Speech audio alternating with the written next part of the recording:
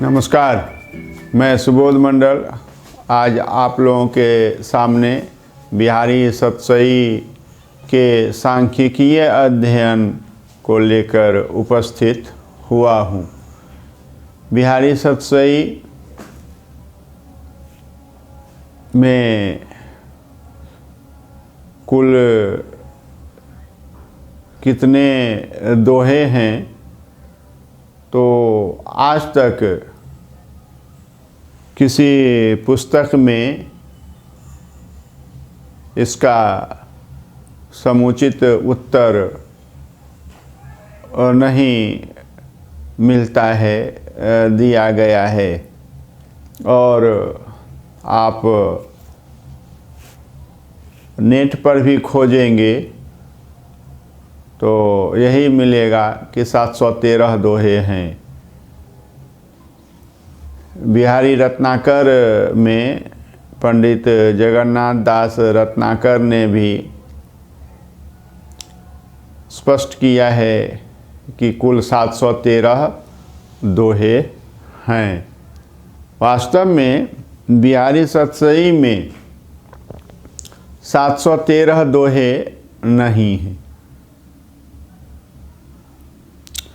जिन्होंने हिंदी साहित्य का वैज्ञानिक इतिहास लिखा है या फिर जिन्होंने हिंदी साहित्य का वस्तुनिष्ठ इतिहास लिखा है, वहाँ भी यह प्रश्न जो है अनुत्तरित है। इस प्रश्न का वहाँ भी कोई उत्तर उपलब्ध नहीं होता है। आज हम जानेंगे। लोग तरह तरह की बातें किया करते हैं कि भक्ति के इतने है भी नहीं, विस्तार में नहीं है, डिटेल उपलब्ध नहीं होता है। प्रकृति के कितने दोहे हैं या श्रृंगार के कितने दोहे हैं या राजस्तुति के कितने दोहे हैं, तो यह सब जो है उपलब्ध नहीं होता है। आज आप सुबोध मंडल लाइव क्लासेज के माध्यम से इन तथ्यों से अवगत होंगे, रूबरू होंगे। सबसे पहले जानते हैं, बिहारी सतसई में अधिकतर पुस्तकों में यह कहा गया है कि 700 दोहे हैं। अधिकतर पुस्तकों में कहा गया है कि 700 दोहे। 700 दोहे। गणित में सन्निकटीकरण एक पारिभाषिक शब्द है।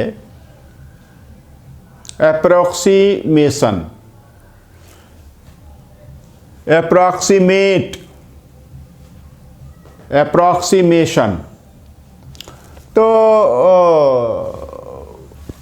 प्राइमरी क्लास के जो छात्र होते हैं तो वो कहते हैं कि 733 भी 700 है और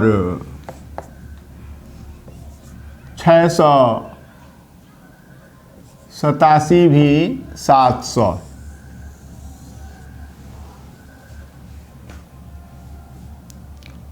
और प्राइमरी लेवल तक गणित सभी पढ़ते हैं तो आता है भरने के लिए 733। अब वो विद्यार्थी क्या भरेगा? 700 भरेगा या 687, तो विद्यार्थी क्या भरेगा? 700 भरेगा। ये सन्निकटीकरण है, एप्रोक्सीमेशन है गणित में। तो अब वस्तुनिष्ठ इतिहास लिख रहे हैं और एप्रोक्सीमेशन से काम चला रहे हैं, सन्निकट मान से काम चला रहे हैं। इससे तो इतिहास थोड़े ही वस्तुनिष्ठ लिखा जाता है। या फिर आप वैज्ञानिक इतिहास लिख रहे हैं। वैज्ञानिक हिंदी साहित्य का वैज्ञानिक इतिहास लिख रहे हैं। देखिए वैज्ञानिक विज्ञान में वैज्ञानिक इतिहास में क्या है, इसको थोड़ा सा समझने की ज़रूरत है। जो लोग साहित्य का इतिहास दर्शन पढ़ते हैं या समझना चाहते हैं, उनके लिए भी थोड़ा थोड़ा करके आप अगर सुबोध मंडल लाइव क्लासेस से समझेंगे तो साहित्य के इतिहास दर्शन को भी बहुत दूर तक समझ जाएंगे। और ये देखिए कि अनुमान से वैज्ञानिक इतिहास क्या है। इतिहास में कोई घटना घटती है तो घटना जो है वह कार्य है। तो यह घटना जो है क्यों घटी, यह कार्य क्यों हुआ, तो इसके कारण की छानबीन में हम जब जाते हैं और इस घटना या इस कार्य का समुचित कारण ढूंढ निकालते हैं और उसकी अभिव्यंजना करते हैं, उसकी अभिव्यक्ति करते हैं, तो यहीं पर आकर के वह इतिहास जो है वैज्ञानिक इतिहास हुआ करता है। व्यवस्थित इतिहास में अव्यवस्था है, तो कैसे वह व्यवस्थित इतिहास हो सकता है। मैं दो उदाहरण जो है वो रामचंद्र शुक्ल के इतिहास के दूं। उन्होंने आदिकाल को वीर गाथा काल कहा है और वीर गाथा काल में उन्होंने विद्यापति की 2 पुस्तकें गिनाई हैं। ध्यान दीजिए, जो गंभीर विद्यार्थी हैं, सीरियस स्टूडेंट हैं, उनके लिए कह रहा हूँ। तो विद्यापति की 2 पुस्तकें उन्होंने गिना दी हैं, कीर्तिलता और कीर्ति पताका।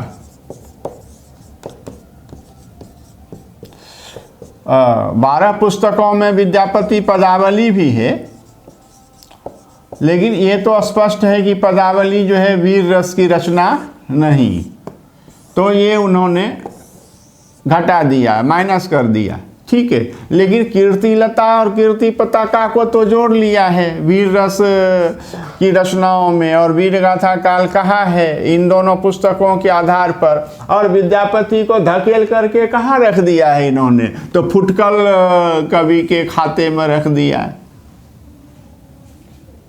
जिस कवि की एकमात्र रचना वीर रस की है, पुस्तक वीर रस की है, उनको वीर गाथा काल में रखा है, और जिनकी 2 पुस्तकें आपने ली हैं वीर गाथा काल के समर्थन में, जिन पुस्तकों का आपने उल्लेख किया है, तो उस विद्यापति को आपने क्या किया है, फुटकल खाते में डाल दिया। अब देखिए रीतिकाल के कवियों के वर्गीकरण के क्रम में बहुत सारी बातें हैं, 2 उदाहरण ही देना, और चूंकि यह प्रसंग भी नहीं है, लेकिन बता रहा हूँ वैज्ञानिक इतिहास या व्यवस्थित इतिहास, व्यवस्था देख रहे हैं ना, और भी है। अब 150 वर्षों का जो है 1050 विक्रमी संवत से 1200 ईस्वी तक की 150 तक की रचनाएं, कहते हैं कि बस प्रकीर्ण विषय। अरे प्रकीर्ण विषय हैं तो विषय तो हैं, प्रकीर्ण विषय हो या कुछ भी हो, तो उन्होंने हटा दिया है।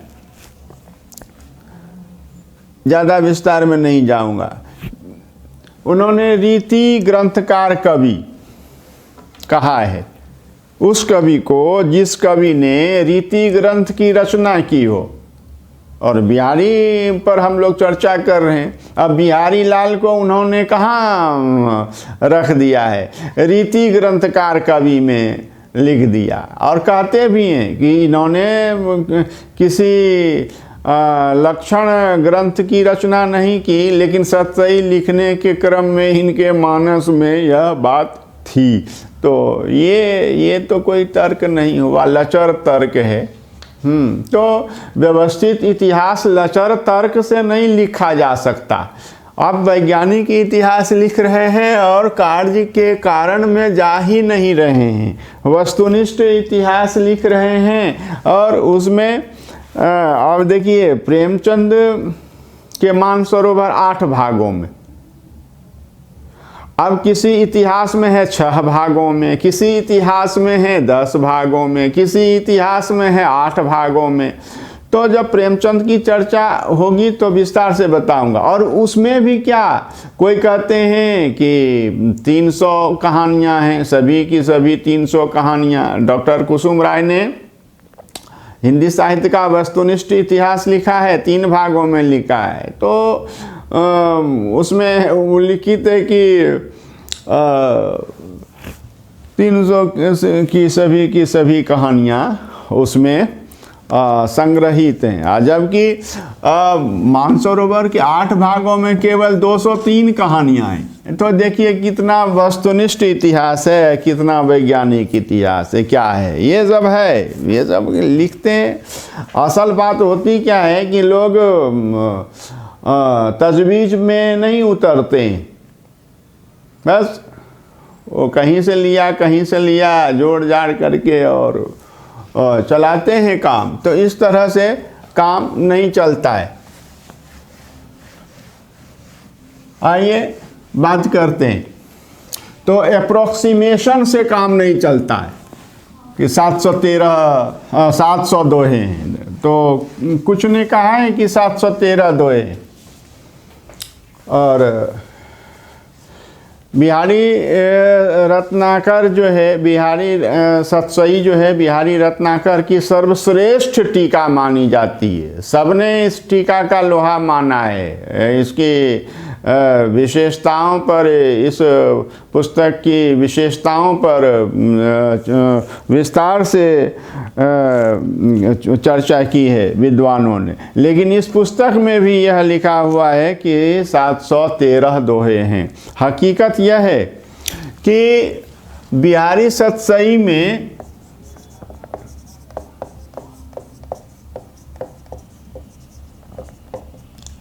सात 713 छंद हैं। छंदों की संख्या 713। अब इसमें यह देखिए कि सोरठे जो हैं वे 7 हैं और कोई छंद नहीं, और दोहे हैं शेष। तो घटा देंगे तो कितने बचेंगे? 706। तो बिहारी सतसई में छंदों की कुल संख्या 713 है, सोरठे 7 हैं और दोहे कितने हैं? तो 706 हैं। अब देखिए, सोरठे जो 7 हैं वो कौन कौन से सोरठे हैं? तो आधार जो है बिहारी रत्नाकर का ही लिया है हमने। तो संख्या अगर मिलान करना चाहेंगे तो बिहारी रत्नाकर से ही संख्या मिलेगी। जैसे सोरठे जो 7 हैं, तो 42वां जो है छंद वह सोरठा है। उसके बाद 181वां यह सोरठा है। उसके बाद 230वां यह सोरठा है। और उसके बाद 261वां यह सोरठा है। और 261वां के बाद जो है 329 यह सोरठा है। तो सोरठे कितने हो गए? 1 2 3 4 5 सोरठे हो गए। 329वां सोरठा और छठा सोरठा जो है 557वां और 7वां सोरठा जो है 567वां। तो ये 7 सोरठे। तो ये देखिए 7 सोरठे हैं, ध्यान में रखना है। और केवल 2 ही छंद। पूछा जा सकता है कि बिहारी सतसई में कुल कितने प्रकार के छंदों का प्रयोग हुआ है, तो 2 ही प्रकार के छंदों का प्रयोग हुआ है, दोहा छंद और सोरठा छंद। कोई कहेंगे, दलील देंगे, लचर तर्क देंगे कि सोरठे में थोड़ा सा परिवर्तन करके वह दोहा बन जाता है। ठीक है, तो क्या कह सकते हैं कि 713 दोहे हैं? तो ऐसा अगर हम कहेंगे तो फिर क्यों नहीं कहेंगे कि दोहे में भी तो किंचित परिवर्तन करके वह सोरठा बनाया जा सकता है, तो क्यों नहीं 713 सोरठे ही कहेंगे? तो ये वैज्ञानिक तर्क नहीं है, यह वस्तुनिष्ठ स्थिति नहीं है। 2 और 2 4 ही होंगे, न 3 होंगे न 5 होंगे, तो इसको समझना है, यही वस्तुनिष्ठता है, यह ध्यान में रखना है। तो ये 7 सोरठे हैं। और इसमें भी देखिए कि इसमें यह सोरठा जो है 181वां नंबर का, यह सोरठा जो है भक्ति का सोरठा है। और फिर और यह 261वां सोरठा जो है, यह भी भक्ति का सोरठा है। ये ध्यान में रखना है। सांख्यिकीय अध्ययन आप करने जा रहे हैं तो ध्यान में रखेंगे। और शेष जो है 42वां सोरठा है, 230वां सोरठा है, 329वां सोरठा है, या 567वां सोरठा है, या 567वां सोरठा है। तो ये 5 सोरठे जो हैं, भक्ति के कितने सोरठे हो गए? 181वां, 261वां, केवल 2। और अब शेष जो हैं श्रृंगार के सोरठे। तो श्रृंगार के सोरठे 7 में से 2 चले जाएंगे, कितने बचेंगे? तो 5। तो 5 जो हैं श्रृंगार के सोरठे, इसमें और किसी तरह का वर्णन नहीं आता है। और आप देखिए ये हो गया। और ये अब देखिए इसमें भक्ति के दोहे कितने? तो भक्ति के दोहे जो हैं 40 हैं। भक्ति के दोहे 40 हैं। और नीति के दोहे कितने हैं? दोहों की बात हो रही है तो 53। नीति के दोहे कितने हैं? 53 दोहे। प्रकृति वर्णन के कितने दोहे हैं? सोरठा में देख लीजिए, 2 तो भक्ति के हैं या 5 श्रृंगार के हैं, तो इसीलिए नीति का कोई सोरठा नहीं है, प्रकृति वर्णन का कोई सोरठा नहीं है। ये एक एक चीज को आप स्पष्ट करते चलेंगे, स्वयं भी समझेंगे। तो प्रकृति वर्णन के कुल 11 ही दोहे हैं और इससे अधिक दोहे नहीं हैं। और एक दोहा ऐसा मिला है मुझे जो कहीं नहीं समा रहा है, लेकिन उसमें सामाजिक स्थिति का बहुत ही ज़बरदस्त वर्णन है, इसीलिए उस एक दोहे को मैंने सामाजिक स्थिति का दोहा लिखा है। हालांकि सभी दोहे और सोरठे जो हैं वो सामाजिक स्थिति का ही वर्णन करते हैं, उससे सामाजिक स्थिति के वर्णन से ही संबंधित हैं। लेकिन एक सोरठा जो है, एक दोहा जो है वह जो है सामाजिक स्थिति से संबंधित है और वह 376वां दोहा है। एक दोहा 376वां दोहा। अब देखिए बिहारी ने अपनी सतसई में व्यक्तिगत सूचना भी दी है। बिहारी ने अपनी व्यक्तिगत सूचना दी और उसमें 2 दोहे, सिर्फ 2 दोहे। जिसमें बिहारी ने अपनी व्यक्तिगत सूचना दी है। वह दोहा संख्या 101 है और दूसरा दोहा जो है वह 171वां है। ये दो दोहे, एक में इन्होंने बताया है कि द्विजराज कुल में जन्म हुआ और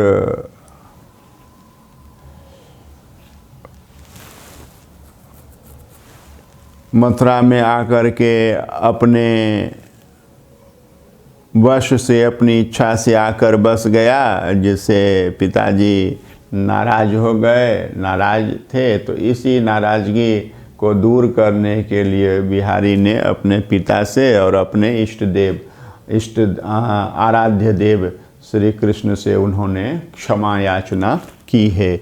और दूसरा दोहा जो है 171वां, इसमें बताया है कि ससुराल में रहने वाले का मान जो है पूस के दिन की तरह नहीं रहता है। पूस का दिन जैसे घटता चला जाता है और उसमें ताप नहीं रहता है, तो उसी तरह से ससुराल में घर जमाई का मोल जो है पूस के दिन की तरह वो घटता चला जाता है। बस यही दो व्यक्तिगत सूचना उन्होंने दी हैं, तो ये बता रहा हूँ। फिर उन्होंने बताया कि पिछले वर्ग में मैंने स्पष्ट कर दिया है कि बिहारी सतसई का प्रयोजन क्या है। तो राजा का मनोरंजन, तो राज स्तुति भी है उसमें। राजा जो हैं मिर्ज़ा राजा जय शाह या जय सिंह की उन्होंने स्तुति भी की है, विनती भी की है, प्रार्थना भी की है। कहीं उनकी वीरता का वर्णन किया है, कहीं उनकी दानशीलता का वर्णन किया है, कहीं उनके शरीर सौंदर्य का वर्णन किया है। तो ऐसे जो हैं 8 दोहे हैं, मात्र 8 दोहे। और ये दोहे जो हैं, देखिए, राज स्तुति के 8 दोहे हैं। तो राज स्तुति के जो 8 दोहे हैं, वो 80वां दोहा है, पहला 80वां दोहा है। और सुन कर के भी आप लिख सकते हैं 156वां दोहा है राजस्तुति में लिखा गया। 167वां दोहा है राजस्तुति में लिखा गया। और 167वां के बाद जो है 226वां दोहा है।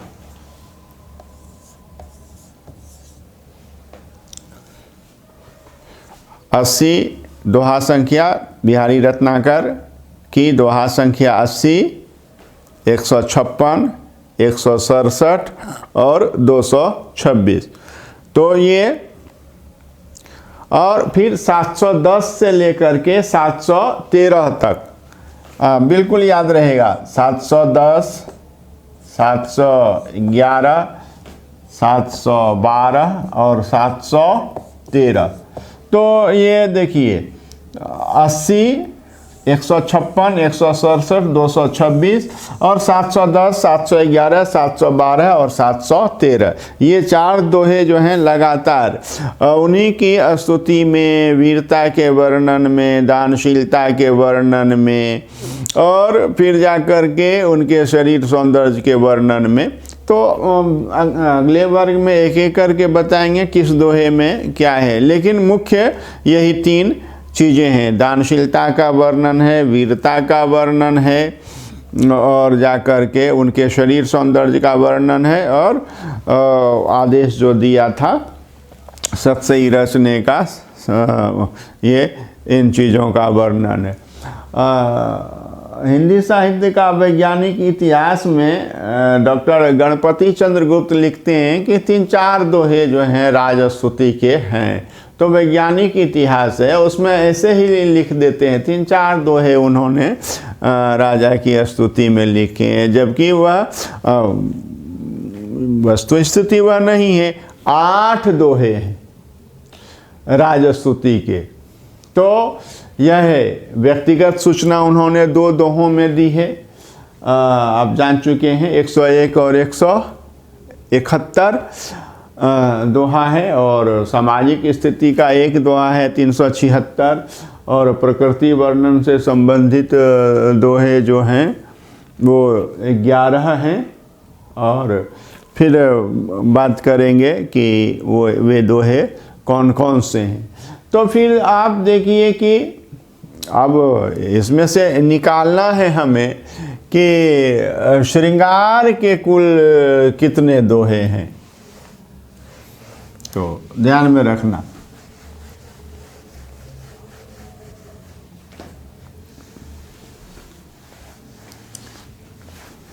श्रृंगार के कुल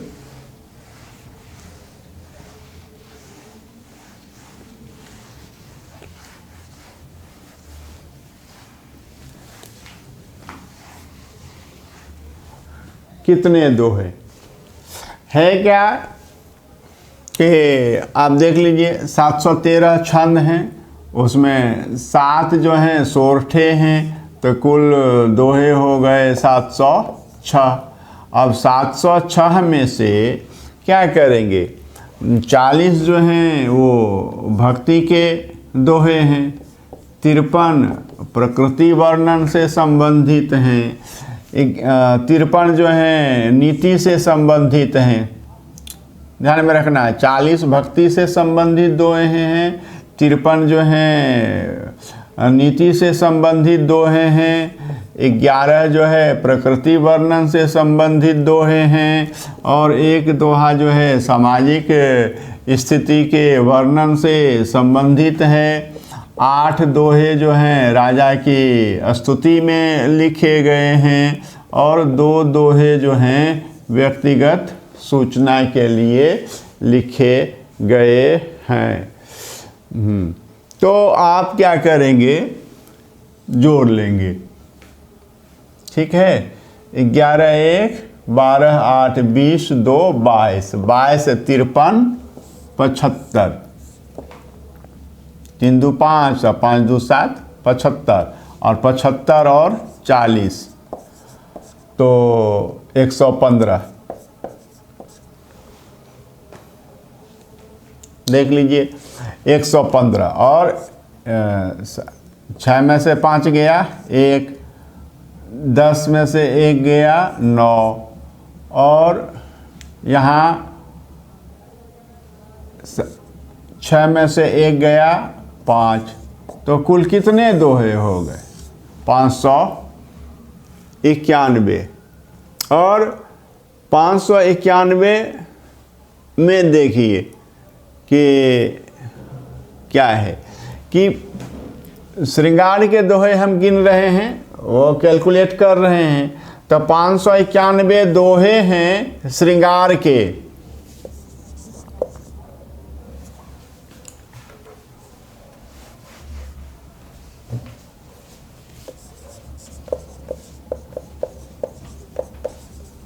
श्रृंगार के कुल दोहे 591 हैं बिहारी सतसई में, और श्रृंगार के 2 सोरठे भी हैं।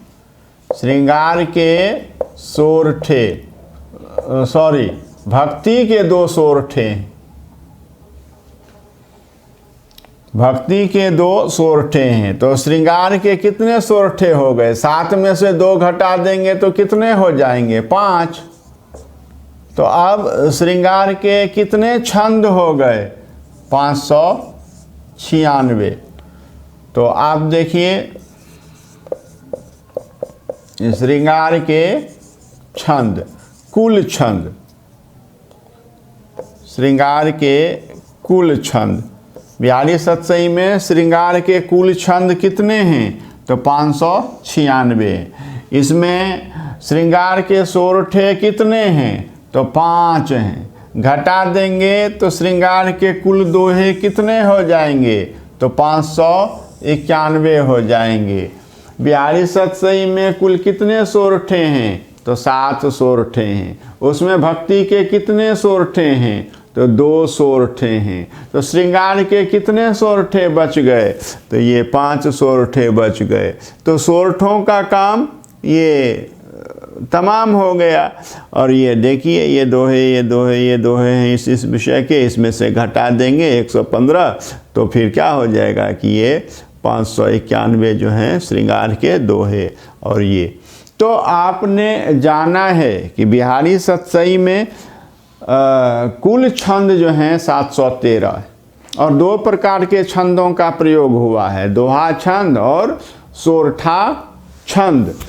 तो और उसमें फिर आप जान चुके हैं भक्ति के सोरठे 2 हैं, श्रृंगार के सोरठे 5 हैं, और भक्ति के दोहे 40 हैं, नीति के दोहे 53 हैं, प्रकृति वर्णन से संबंधित दोहे मात्र 11 हैं, सामाजिक स्थिति से संबंधित एक दोहा है 376वां, राज स्तुति से संबंधित कितने दोहे हैं? तो 8 दोहे हैं। व्यक्तिगत सूचना से संबंधित कितने दोहे हैं?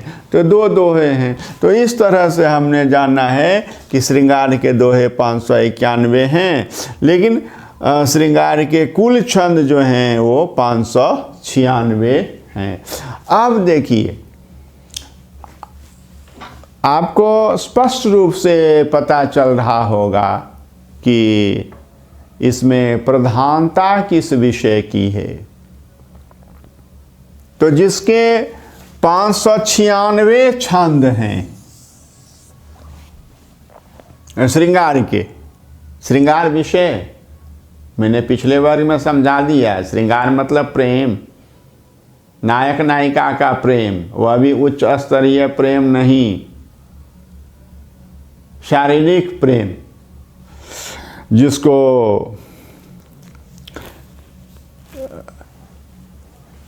इश्क हकीकी नहीं कह सकते, इश्क मस्जिदी कह सकते हैं, वह शारीरिक प्रेम है, वो मानसिक प्रेम नहीं है। प्रेम बताया, रीति काल में प्रेम जो है वह क्रीड़ा मात्र है, केवल खेल है, और यह खेल सामान्य व्यक्तियों का खेल नहीं है, यह सामंतों का खेल है, कुलीनों का खेल है। जरा समझिए, रीतिकाल को आप समझना चाहते हैं तो रीतिकाल को ऐसे समझना पड़ेगा। ये राज परिवार और उससे जुड़े हुए कवियों का भी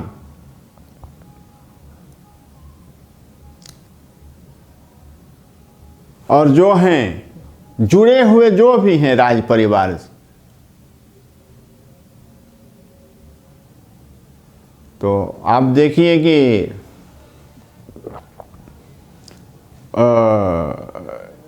नेता से ज़्यादा उसका बेटा पावर में रहता है।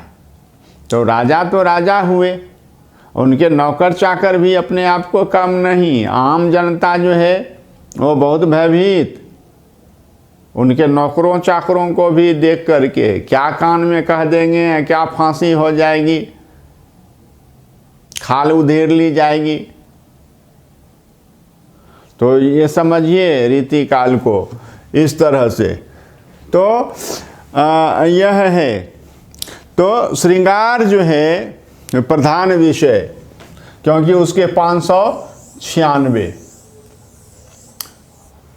भक्ति के 42 छंद हैं, 40 दोहे हैं, 2 सोरठे हैं,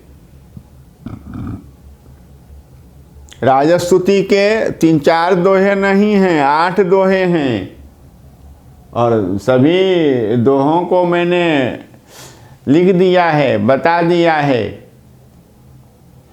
तो इस तरह से आप देखिए,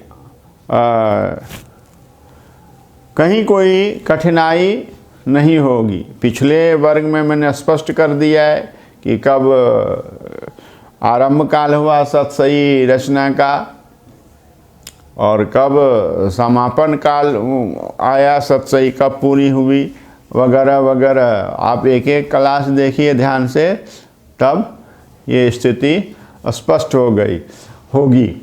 और गहनता से, गंभीरता से अध्ययन कीजिए और खुद कुछ जो है वर्कआउट किया कीजिए, तब जा कर के वो कर्म का आनंद आएगा। कर्म का आनंद अलग होता है और फल प्राप्ति का आनंद अलग होता है। जो कर्म करने का आनंद प्राप्त करता है वही सच्चा आनंद प्राप्त करने वाला होता है। तो आज हमने इतना जाना है। फिर अगले वर्ग में बिहारी सतसई की विशेषताओं को लेकर के मैं उपस्थित होऊंगा। नववर्ष की बहुत बहुत शुभकामनाएं और बहुत बहुत धन्यवाद।